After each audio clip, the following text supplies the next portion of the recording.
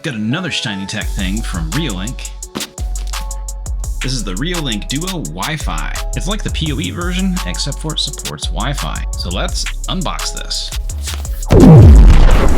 And before unboxing this, I just want to say that you want to buy the largest microSD card that you can that is of high endurance, that is supported by whatever camera that you're going to be installing. And I'll go into a little bit more detail about some of the issues that I've seen. So opening up the box here, it says, be prepared, be Reolink. Got like a little quick start guide and a couple other pieces of information in here, some stickers. And then this is for, you can put the sticker on where you're going to be installing the mount to and basically just drill right through it so it will line up properly for you. And then we've got the 24-hour video surveillance Reolink sticker in case lawyers made it required in your area to have that, be able to record somebody who's trespassing things they shouldn't be. We've got the antennas. Let's go ahead and pull this out. And that just really wanted to come right out. Here we have the power adapter. Here is the mount. We've got some weatherproofing stuff here that the Ethernet cable goes through here, and this will go ahead and protect against the elements. We have a power extension cable and an Ethernet cable, which is only needed for during the initial setup since it will be connected via Wi-Fi. I'll pull this camera out. We've got the mount, and then there's also a screwdriver and screws down in here for the installation.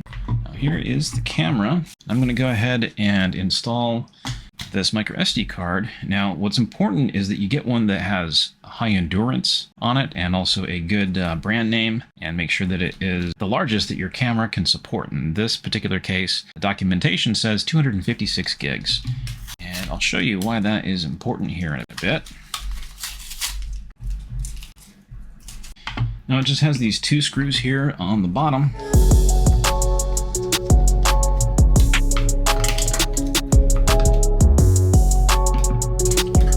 Now if we take a look here, notice the picture here of the microSD card. So it is like this.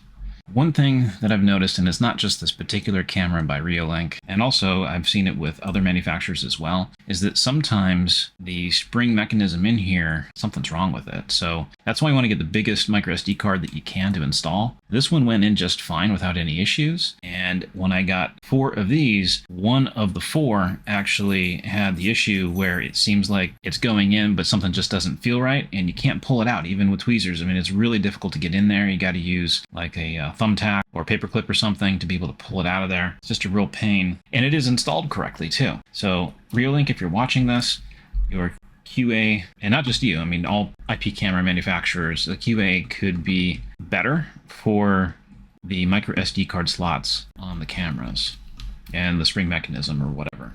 So that's why it's important to go ahead and use the largest micro SD card that you can that's supported by the camera, because if you can't easily get it back out of it, then you're basically stuck with whatever you put in there. So let's say that you just used like a 32 gig one that you had laying around because it was just convenient and you're going to go ahead and upgrade it later. Well, the thing is that if you have problems installing it like that due to whatever manufacturing issue, then you're not going to be able to get it out easily. So now I'm going to go ahead and plug this into Ethernet.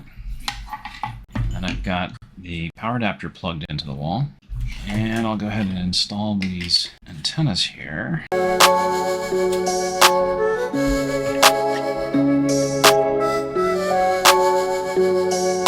Now I'm going to go ahead and set this up with my phone. So to set up the camera initially, you're going to install and open up the Reolink app and then press the plus in the top right corner. And now it's going to ask for the QR code. So I'm going to go ahead and scan that. And that is just on the back of this particular camera. Sometimes it's on the bottom. And here at the bottom is where the new camera is. Hit this gear button here to initialize it. Now we'll go ahead and put in a new password for it. Then hit next. Now we'll give it a name. Now I'm going to go ahead and scroll down to the Wi-Fi network that it's going to be connected to. After typing in the SSID password and hitting save, we're now prompted here with the format card prompt. And I've actually had an issue with this before several times on several cameras here by Reolink. I don't know if this one's going to have the issue quite yet, but basically what happens is that it acts like it's formatting and then it says that it didn't, and then it just fails.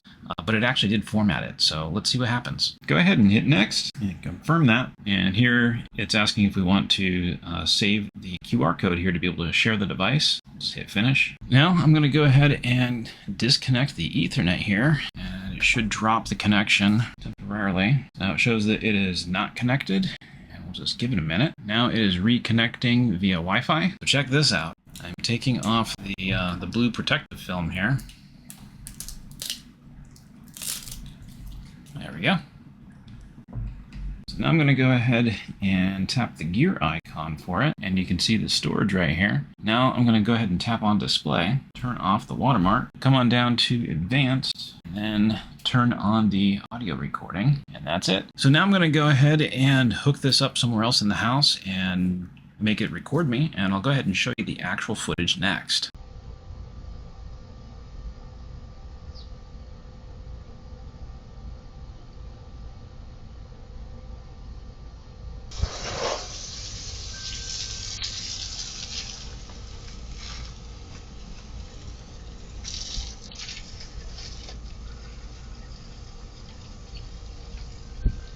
Now, a little bit more information about this camera is that it has a combined view of 150 degrees. Now, it is a dual 2K lens setup, and they call this color night vision, which is just a fancy way to say that it has a built-in spotlights on it here that'll just go ahead and light up, at least with the wired one, and I'm not sure on this one quite yet. If I were to go ahead and take out the trash, the lights here might go ahead and kick on, and then it goes from a night vision mode to a color night vision mode with the spotlights. And after a little bit, I don't know, 30 seconds-ish or so, they seem to just shut off, even if there is continued motion. Now, that could be something that could be fixed with a future firmware update. Now, this does have person and vehicle detection as well, which is nice. It also records audio, and for the MSRP of like $129 a pop, it's not bad, especially since it is dual lenses and it supports both 2.4 gigahertz and 5 gigahertz Wi-Fi. Now, depending on the bitrate that you set up on this, you might be better off configuring it to connect to a 5 gigahertz network, especially if you're pulling a RTSP stream from this going to any type of surveillance server like Blue Iris, for example, because you could be using a decent amount of bandwidth all the time.